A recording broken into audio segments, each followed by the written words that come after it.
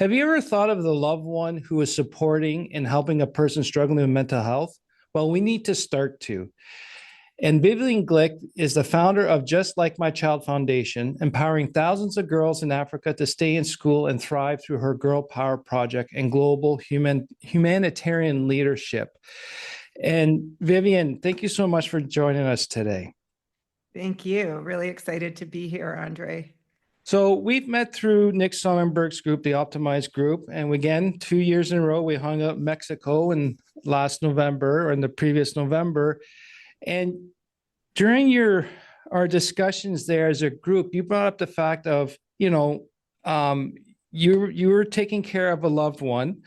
I'll let you get into the specifics on that, but a loved one for a while, and took a toll on you as well.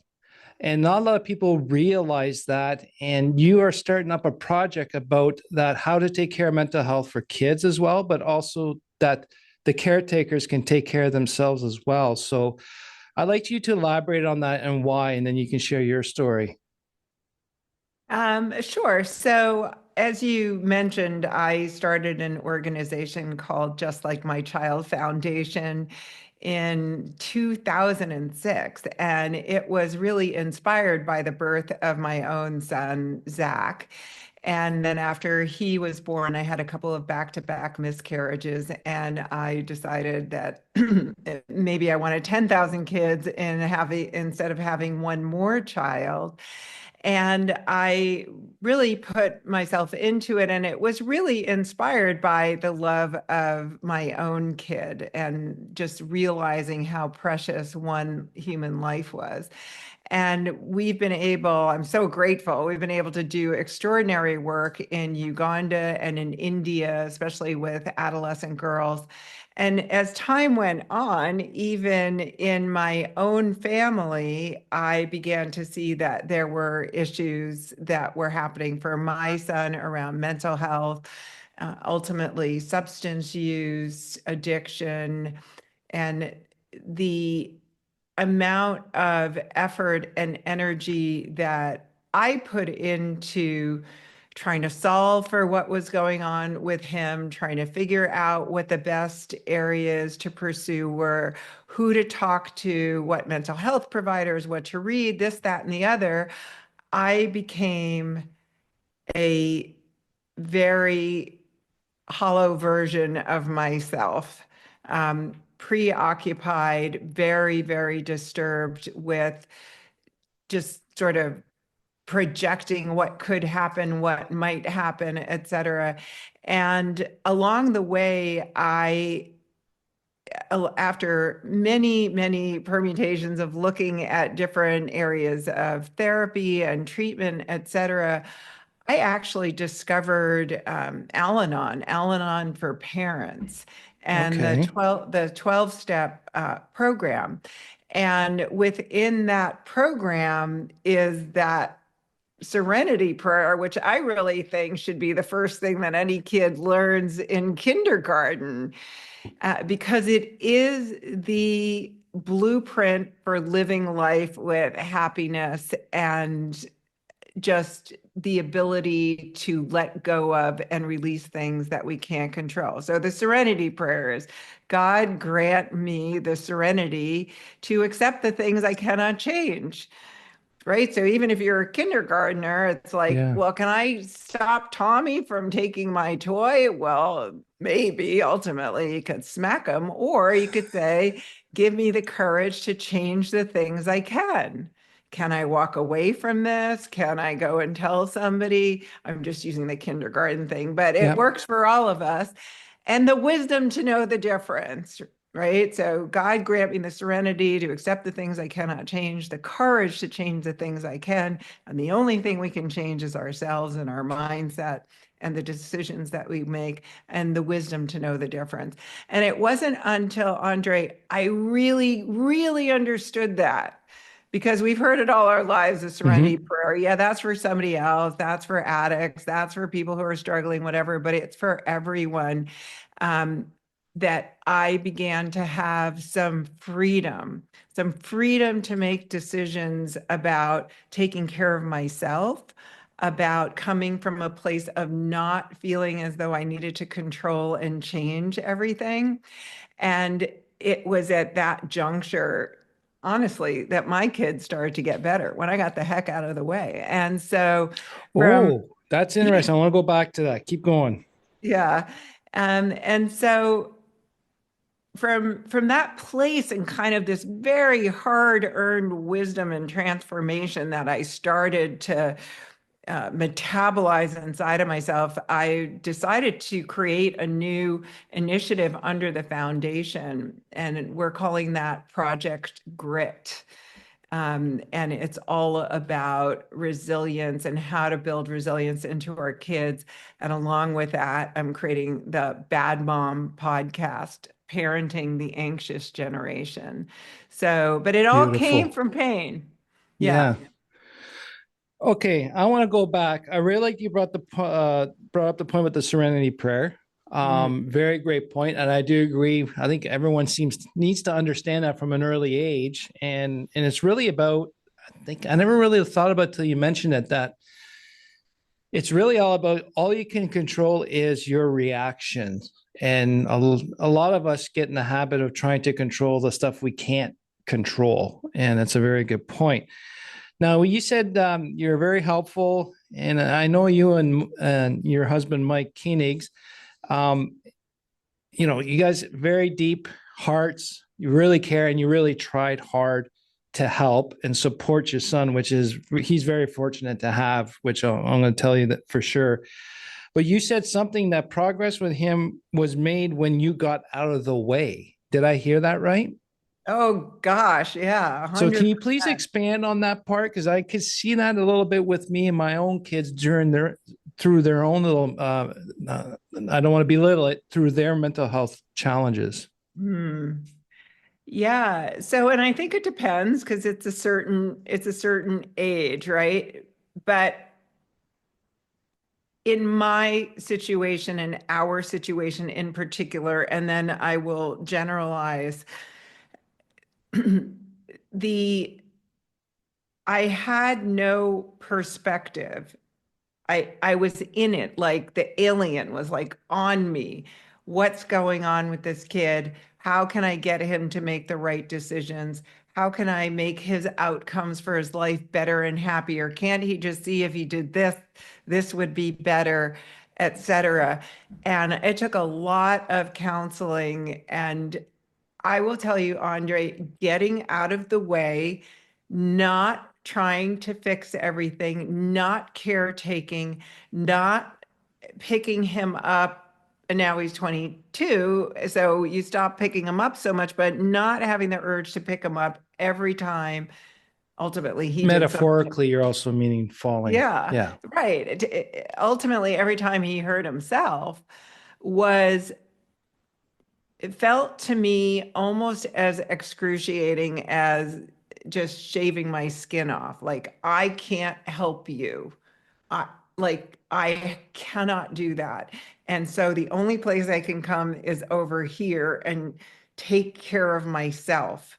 What can I control? How can I find happy? How can I find a place of serenity for myself? Internal peace, because that's what we all need, right? Like if Hmm. we had inner peace, the world would not look like this. And so that was, and it took so much faith, right? Because we know better, right? I got to get in there. I got to fix this. I got to change it. If only you would do this. I'm going to talk to the teacher, talk to the professor, do this, do that, give you more vitamins, give you less vitamins, whatever it is. But that faith that he was going to be okay and I couldn't make it okay, the faith to step back and not just for a day, you know, Yeah. for months to get out of the way. And all of a sudden, I started to see that as I got better, he got better.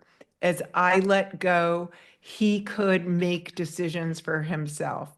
He had that sense of confidence and ability that I think that overparenting doesn't allow. And it's a lot of what's happening. So it was this, and I actually had that conversation with him because it ended up being that the only thing that I could talk to him about was my own recovery, right? My Hmm. own stepping back from trying to overmanage, and that gave him so much more room to talk about my own process and sort of instead of like, what's wrong with you, and trying to fix him. And I think that Oh, that is and then, like with your kid, then they get to see A, your humanity, and B, to be contributory to you. so what I'm hearing as well is you really had to overcome your parenting, nurturing, um, wanting to fix and help them at all costs. Right. And that was actually impeding his growth because I'm just interpreting here. If I'm incorrect, please let me know. They were not allowed to, and I'm also reflecting on my own kids here, is that I was preventing them from learning how to overcome their own challenges and then not be a crutch.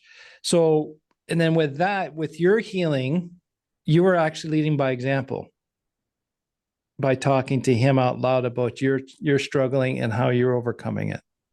Well, I think it actually changed the power dynamics. Mm-hmm. So instead of this fear, like, oh, here she comes, she's going to try to control and manage everything, and who wants that? Like, why don't you want all my good help? It allowed him to care for me a little bit. Mm-hmm. And also it had started to adult the relationship, which is Well, that really important. yeah, that too. Because the other thing I'm also hearing is you're going all out to help support him and do everything, figuring everything out, and you were actually neglecting your own self-care for a while. Oh, 100%. Yeah. I mean, that's the codependent dynamic, right? Yeah. We're all codependent because we're human, right? We depend on each other, but there is that taking responsibility for somebody else's well-being and happiness that is definitive of codependency. Taking responsibility for someone else's behavior, right? Which is the parent-child thing. Okay, Yeah. I'm going to control your behavior because I'm responsible for it, and it reflects on me in some ways, and all of the above. Yeah. And I think as a parent, that's hard to let go as well. When they've been so dependent on you for so long, and then you got to give them space. So was that a challenge to let go of that mother aspect? Well, let me ask you a question since you're bringing this up. Like, how does it show up for you with your kids? I don't want them to go through the pain that I get, so I'm going to do whatever I can to prevent it. But Mm. the thing is I wasn't allowing them to figure it out and to come up with their own solutions. And I think, like you said, oh, here he comes again. Oh, he's being nosy again. But it's like, I just want to make sure that they're okay and they don't go through that same shit that I did all those years past. Hmm. Um, and it's tough, like, especially when you're a problem solver and a fixer and it's your child. To me, it's like, I want to make sure that they're like, I let them stumble, but I think I might be overdoing it. Every time they're a little bit off, are you concerned? Are you okay? You okay? And sometimes I just got to say, oh, they look upset or not right. Maybe I just need to give them a break. And that is very tough to watch when you have a sense of, I understand what's going in their head emotion wise, and to watch them to deal with it, which is the right thing to do. It's tough, man. It's tough as a parent to watch them hurt. That is the problem. That is the struggle. And I think that what I learned and kind of the whole bad mom podcast component and research and bringing all of these resources together is to really talk about grit and resilience and what Yeah, builds that, because in conjunction with technology and social media and the I can't even overemphasize the unbelievable harm and transformation that's created in our children's Yeah. childhood and in their mental health and in their psychology. But coupled with that has been this over coddling, protective, bring them indoors, make sure they don't, they don't confront any danger at all, make sure they are protected from everything. I mean, who did that when we were growing up? Yeah. Like, who did that? And so we were able, these things that we were able to manage ourselves, that the parents of today would have watched and said, there's no way, I have to save them from that, Yeah. is what made us strong, right? Is Yeah. what made you figure out how to take your funky brain and make it work in your favor, et cetera, et cetera. I agree that that made us stronger. And then the way our parents were kind of like, yeah, we figured it out on our own. But at the same time, it would have been nice to have a different support because a lot of us have long lasting effects of that. Yeah. And maybe that's why I got a little more overprotective along those Mm, lines because I don't want them to go there. But at the same time, they need to go through it somewhat. yeah. If my level was 100, then they need to go through 40 to 50 because they still need it. To bring it down to 0 to 10, I don't think it really helps them once they become adults and going into the real world where their parents aren't around to help them, because the world's not fair, period. So it's definitely a tough one. So what do you think the general public don't understand about caregiving mental health illness versus like say an ailment or an injury? What's maybe the biggest differences there? Oh, yeah. No, that's huge question. It's, I think that it's difficult because in, let's say in my experience, if a child clearly has autism, the most severe autism, and they're nonverbal or they're unable to form relationships, it's very clear this is a mental health issue. This is a brain development issue.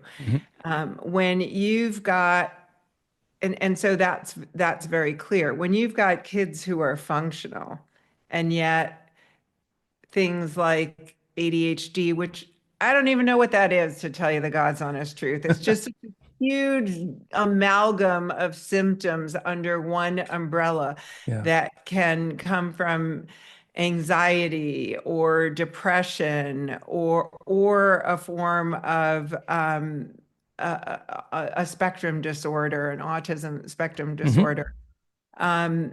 It's and they're kind of going in and out of capability. And then they can keep up with some things and not with other things. I think it's very easy to say, oh, you're lazy, or oh, if you tried harder, or why don't you just get out of bed and go do this? And I also think that because it's not like, oh, I've got to wear these big Coke bottle glasses, or I lost my leg, things that are so evident that we have a lot more charity in our hearts for. I think mental illness is, it appears as though the person with the illness has a choice. And Oh, it appears that the person with the mental illness has a choice. Appears. right. Go on. Wow. Well, it appears they're making a decision. It appears that they're choosing to behave this way. It appears and with OCD, it appears that they're just can't get out of their own way. It appears that they just like won't stop thinking the same thought, right? Mm-hmm. You're the impulsive thinker. There's the Yeah. compulsive thinker, right? Um, and and that is a handicap, just like anxiety is a handicap, I believe. I've seen it in my own family. Um, and yet it isn't addressed like you really need to treat this. You need to take care of it. Um, One of Mike's relatives really went into psychosis during the pandemic and the lockdown, and it was, I just watched her family with that sort of that viewpoint that why is she acting like this? And it, because the other thing about mental illness is, as opposed to if, if I've lost my leg, it's really only impacting me. If I Oh, have severe mental illness, I am impacting everyone around me. And so if you can't control me with the mental illness, then the frustration level rises so high because your craziness is making my life crazy. And why can't you just fix that? right. When in fact, it takes an awful lot of treatment and care. Yeah, and self-reflection too is my biggest thing about that. It's self-reflection. And just to go back to like the other thing too that's a little difficult with the mental health support is someone who's depressed is really good at looking they're happy. A lot of people who are anxious are really good at looking calm. So it's that complicates the appearance. I like that word you Right, use, the appearance, right, right, right? You right. look so calm. Why are you anxious? Or why can't you just be happier? Right. Yeah, yeah. And And that's a and I mean, tough. there's just so much anxiety, depression, mental illness, OCD, et cetera, in our adolescents and young adults now that, unlike you and me, who might know how to cover it up, sometimes they don't, and it's just a complete mess, what their Yeah. lives look like, Yeah. and their quality of life and their happiness. I mean, suicide is the number one cause of death for teens. Yeah. That's very sad. What would be the one thing you would like? Let me preempt this. I really got a lot of respect for you for here to talk about this topic about the caregiver, staying out of the way. It's almost as if saying they need to trip and fall and figure out, but with support, not be the solution for them. And it appears that they're making a choice with their mental health condition, but in actual fact, it's not. And it's very hard on the caretaker as well, especially as a parent, to watch your kids suffer and not, in our minds, would be not do a damn thing about it, but it actually is if you're there supportive. And your growth to understand that it's very admirable, and I got a lot of respect for you, and even more courage to talk about it out loud. So, what would be your recommendation to caretakers or parents that are seeing loved ones or their kids struggling with mental health and trying to want to fix it for them? I think a lot of it depends on the age of the kid, No, right? fair enough. So it depends on the demographic. I think the thing that comes along with what is the one thing that I can do is change myself, is also setting boundaries. Boundaries save lives. So those parents who want to go in and be like, oh, my kid can't, in the extreme situations of which I've seen a lot, not in my personal family, but with families that I've been dealing with over the last couple of years, they want to save them from From sleeping on the everything. street. Yeah. Yeah, well, the worst of the worst, sleeping on the street, from, making really bad decisions, from, oh, I'm going to give them some more money, just like another $100, and that's all they need, and it'll be okay. Boundaries save lives, because when you start to put the boundaries, the limits in, And as a parent, stay on one side of the line and do not let yourself be pulled across it. Everybody starts to get better. Somebody in one of my groups said, and I don't know if this is necessarily true, but it stuck with me. They might, because of their mental health issues and substance abuse or whatever, they may not have bootstraps, or they may not have bootstraps yet, Yeah. but you do. So you have to be the adult in the room.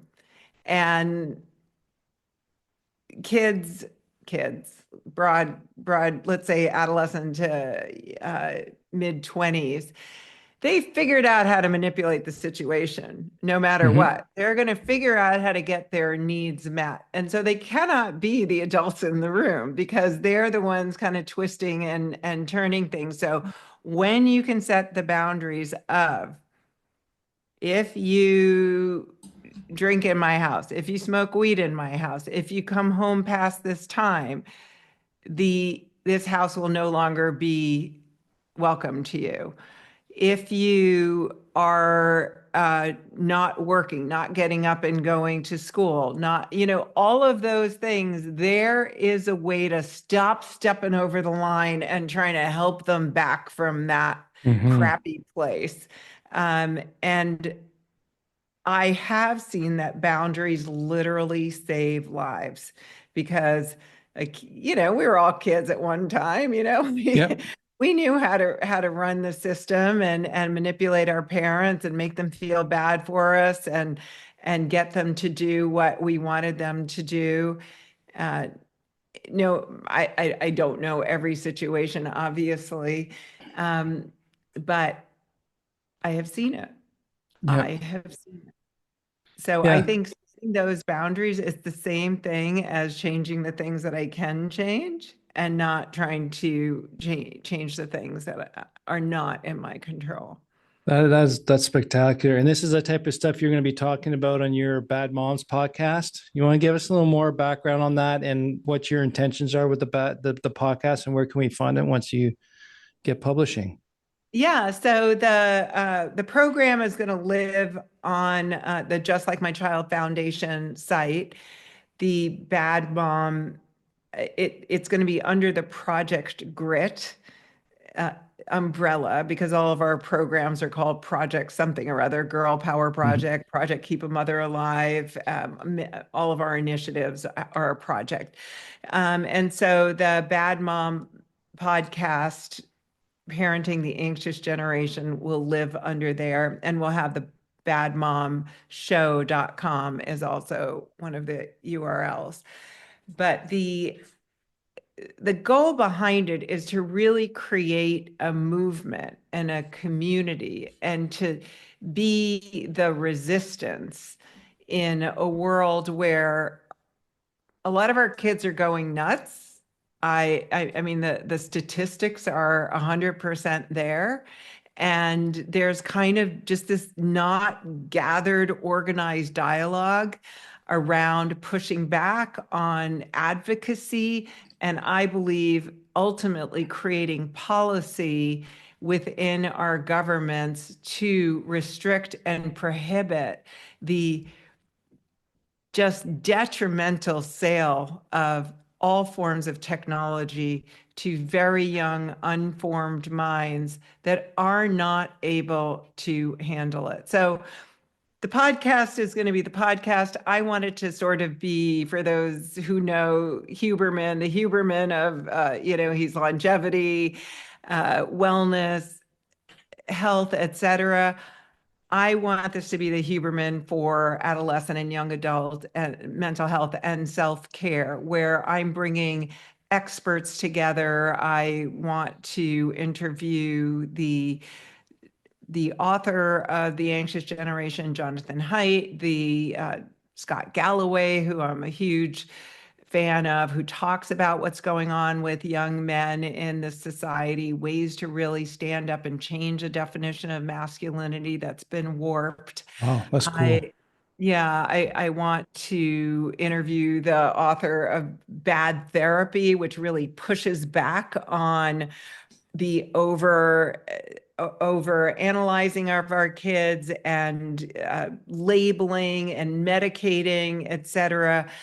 And the the producer of Social Dilemmas, Tristan Harris, just people who are really shedding light on this and really talk about the statistics and the issues.